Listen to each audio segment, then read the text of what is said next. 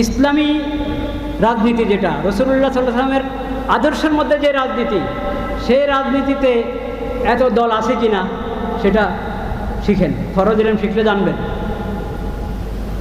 যে এক দল রাষ্ট্র চালাবে আর সবাই বিরোধী দল থাকবে। এই দলীয় রাজনীতি, এই রাজনীতি ইসলামের শিক্ষা নবী করিম সাল্লাল্লাহু আলাইহি ওয়াসাল্লাম আদর্শের মধ্যে নাই। আচ্ছা, এখন দল করবে তো করো, তো প্রথম কথা তো রাসূলুল্লাহর সিরত পড়ো। যত রাজনৈতিক দল আছে দলের একবারই দলের কি হয়, প্রেসিডেন্ট নাকি চেয়ারম্যান সভাপতি থেকে নিয়ে একবারই ওই দলের যে সাধারণ কর্মী সবার উপর রাসূলুল্লাহ সাল্লাল্লাহু আলাইহি ওয়াসাল্লামের সিরত পড়া ফরজ।